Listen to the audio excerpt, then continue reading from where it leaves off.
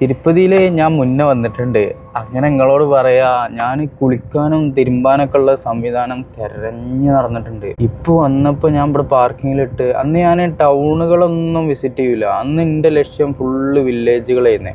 അങ്ങനെ പോയിരുന്നല്ല. ഇപ്പം ഞാൻ ഇവിടെ വന്ന് ഞാൻ ഇന്നലെ രാത്രി ഇതേമാതിരി തന്നെ ആദ്യമായിട്ടല്ലേ വരുന്നത്. കണ്ട് ആൾ വന്ന് ഇങ്ങനെ റൗണ്ട് അടിച്ചാണ് പോയി എന്നല്ലാതെ ടൗണിക്ക് കടന്നിട്ട് തന്നെ ഉണ്ടായി. ടൗണിക്ക് അന്ന് ഇഷ്ടമല്ലേ. അങ്ങനെ ഇപ്പോൾ വന്ന് ഞാൻ കുളിക്കാനുള്ള സംവിധാനത്തിന് വേണ്ടിയിട്ട് ഞാൻ എന്ത് ചെയ്ത് പമ്പ് തിരഞ്ഞുകൊണ്ട് ഇങ്ങനെ പോയി. അവിടുത്തെ പമ്പുകളൊക്കെ ചെറിയ ചെറിയ പമ്പുകളാണ്, കൂടുതൽ വലിയ പമ്പുകളില്ല. അങ്ങനെ ഞാൻ പാർക്കിങ്ങിൽ കൊണ്ടുവന്നിട്ട് അങ്ങനെ രാവിലെ ഞാൻ നീച്ചിങ്ങനെ നോക്കിയപ്പോൾ കുറേ ഡ്രസ്സും കാര്യങ്ങളൊക്കെ അവിടെ ഇവിടെ ഒക്കെ ഉണക്കാട്ടിക്കണേ.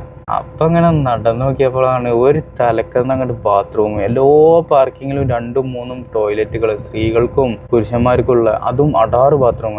അതിൽ കുളിക്കാനുള്ള സംവിധാനം ഉണ്ട്, ബാത്റൂം ഉണ്ട്, മൂത്രമൊഴിക്കാനുള്ള സംവിധാനം ഉണ്ട്. ഒക്കെ നല്ല ഹൈജീനിക് ആയിട്ട് നല്ല വൃത്തിയുള്ള സംവിധാനങ്ങൾ കേട്ടോ. അടിപൊളി. അതും ഫ്രീ ആണെന്നുള്ളതാണ്. ഇപ്പം പാർക്കിങ് ഫ്രീ ആണ്, പിന്നെ ഈ ടോയ്ലറ്റ് ഉപയോഗിക്കുന്നത് ഫ്രീ ആണ്. വളരെ അപ്ഡേറ്റ് ആയിട്ടുള്ളൊരു യുഗം എന്ന് വേണമെങ്കിൽ പറയാം. ഇത് ആന്ധ്രാപ്രദേശിലെ ഒരു സ്ഥലമാണ് തിരുപ്പതി. എല്ലാവർക്കും അറിയുണ്ടാവുമല്ലോ. അപ്പോൾ ഇവിടെയാണുള്ളത്. അപ്പോൾ ഈ ഒരു അപ്ഡേഷൻ ഞാൻ നിങ്ങളോട് അറിയിക്കുക എന്നുള്ളതാണ് ഉദ്ദേശിക്കുന്നത്. എങ്ങനെയുണ്ട്? ഞാൻ ഇതിൻ്റെ വിഷ്വൽസൊക്കെ ആയിട്ട് ഇങ്ങനെ ഓരോന്നോരോന്ന് കാണിച്ചു തരാം. ഇന്ന് സർവീസിന് പോകണം വണ്ടിയിട്ട്.